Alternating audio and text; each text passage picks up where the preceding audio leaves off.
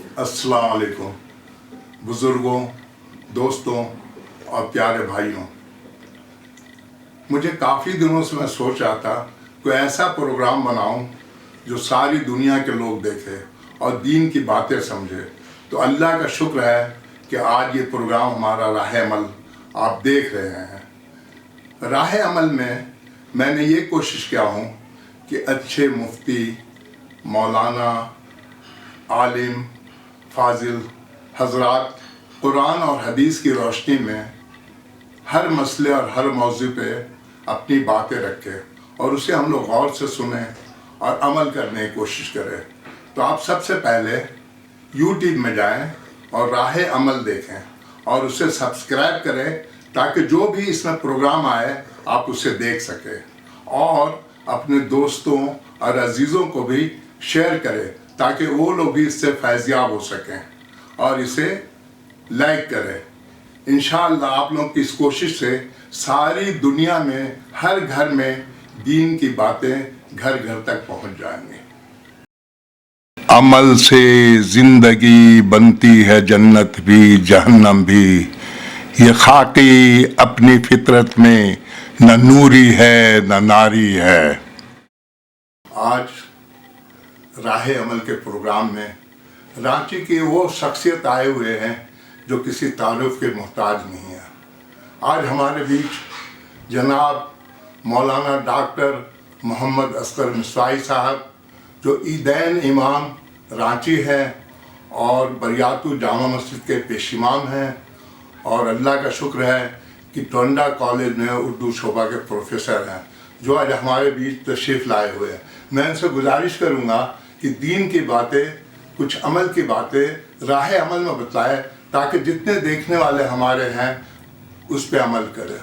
بسم اللہ الرحمن الرحیم، الحمدللہ رب العالمین، والصلاة والسلام علی سید المرسلین وعلی آلہ وصحبہ اجمعین، اما بعد، فاعوذ باللہ من الشیطان الرجیم، بسم اللہ الرحمن الرحیم، یا ایہا الذین آمنوا کتب علیکم الصیام کما کتب علی الذین من قبلکم لعلکم تتقون۔ صدق اللہ العظیم۔ میرے محترم ناظرین حضرات، ابھی جو میں نے آیت کریمہ پڑھی ہے یہ سورہ بقرہ کی 183 نمبر کی آیت ہے۔ اس آیت کریمہ میں اللہ تعالیٰ نے روزہ فرض کرنے کا مقصد بتایا ہے۔ سوال ہوتا ہے کہ آخر روزہ رکھنے کی غرض کیا ہے، اس کا مقصد کیا ہے؟ تو اللہ تعالیٰ نے روزہ رکھنے اور روزہ فرض کرنے کی غرض و غایت بتائی ہے، مقصد بتایا ہے۔ اللہ نے فرمایا لعلکم تتقون، اس لیے میں روزہ فرض کیا ہے کہ تمہارے اندر تقویٰ آ جائے، تمہارے اندر پرہیزگاری آ جائے۔ تقویٰ یہ بہت بڑا عمل ہے۔ تقویٰ وہ عمل ہے جس کے عمل کرنے سے انسان بہت سارے گناہوں سے بچتا ہے۔ اللہ تعالیٰ کا استحضار ہوتا ہے۔ انسان یہ سوچتا ہے کہ اللہ تعالیٰ حاضر و ناظر ہے، اور اللہ تعالیٰ کے حاضر اور ناظر ہونے کا یقین ہوتا بندے کو، اور اسی وجہ سے گناہ سے بچتا ہے۔ اسی کا نام تقویٰ ہے۔ تقویٰ جس کو اردو میں پرہیزگاری کہتے ہیں، اللہ تعالیٰ نے متقی لوگوں کی فضیلت قرآن میں آئی ہے۔ اللہ نے فرمایا وَأَمَّا مَنْ خَافَ مَقَامَ رَبِّهِ وَنَهَى النَّفْسَ عَنِ الْهَوَىٰ فَإِنَّ الْجَنَّةَ هِيَ الْمَأْوَىٰ۔ اللہ نے ارشاد فرمایا کہ جو شخص اللہ کے سامنے جانے سے ڈرا، یعنی انسان یہ ڈرتا ہے کہ ہمیں ایک نہ ایک دن اللہ کے سامنے جانا ہے، اور اللہ تعالیٰ کو میرے عمل کا جائزہ بھی اللہ کو لینا ہے، اور اس کے اندر ڈر اور خوف پیدا ہوتا ہے، یہ عمل اللہ کو بہت محبوب ہے۔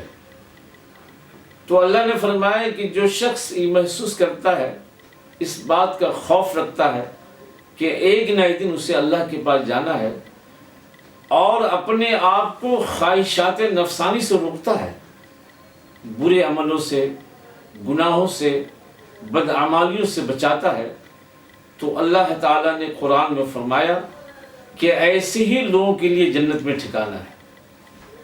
تو تقوی یہ بڑا اللہ کو محبوب ہے، اور روزے کا سب سے بڑا مقصد تقوی ہی ہے۔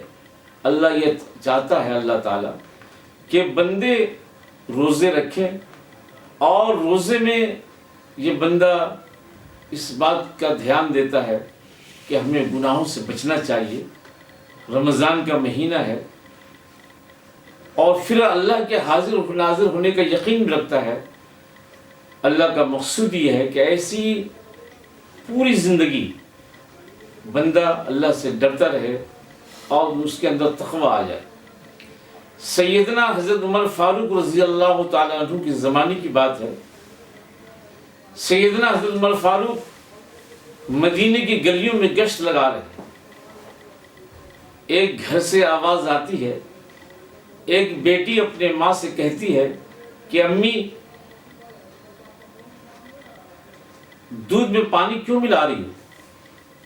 تمہیں معلوم نہیں کہ سیدنا عمر فاروق جو خلیفہ ہیں انہوں نے منع کیا ہے، اور انہوں نے صاف اعلان کیا ہے کہ کوئی شخص دودھ میں پانی نہ ملائے۔ تو ماں نے بیٹی سے کہا کہ بیٹی اگر ہم دودھ میں پانی نہیں ملائیں گے تو آمدنی کم ہو جائے گی، اور پھر سیدنا عمر فاروق خلیفہ ہیں کہاں موجود، یہاں دیکھ تو نہیں رہے ہیں، ہماری آمدنی کم ہو جائے گی۔ تو بیٹی نے جو جواب دیا وہ سننے والی بات ہے۔ بیٹی نے یہ کہا کہ امی سیدنا عمر فاروق موجود ہوں یا نہ ہوں، لیکن خالق کائنات تو دیکھ رہا ہے، ہم سب کا رب تو دیکھ رہا ہے، اللہ تعالیٰ تو دیکھ رہا ہے۔ ہم اگر دودھ میں پانی ملائیں گے تو یہ زیادتی ہے، یہ غلط ہے، اور اللہ تعالیٰ ان عملوں کو دیکھے گا۔ اس لیے میں آپ سے کہہ رہی ہوں کہ آپ دودھ میں پانی نہ ملائیے۔ اتفاق سے سیدنا عمر فاروق نے یہ سن لی بات، گزر رہے تھے، اس گھر میں نشان لگا دیا۔ دوسرے دن دونوں ماں بیٹی کو سیدنا عمر فاروق نے اپنے خلافت میں دارالخلافت میں بلایا، اور یقین جانیے اس تقوی کی بنیاد پر، اس پرہیزگاری کی بنیاد پر سیدنا عمر فاروق نے اس لڑکی سے اپنے بیٹے کا نکاح کرا دیا۔ اب اندازہ فرمائیے، دودھ بیچنے والی کی بیٹی ہے، لیکن اس کے اندر تقوی ہے، پرہیزگاری ہے، اللہ کا ڈر ہے، اللہ کا خوف ہے۔ اسی بنیاد پر سیدنا عمر فاروق نے اس کو اپنے گھر کے بہو بنایا۔ تقوی بہت بڑا عمل ہے، اور روزے کا مقصود ہی تقوی ہے، تاکہ بندے کے اندر احساس یہ پیدا ہو جائے کہ ہمیں گناہ نہیں کرنا چاہیے، چونکہ میرا اللہ میری حرکتوں کو دیکھ رہا ہے۔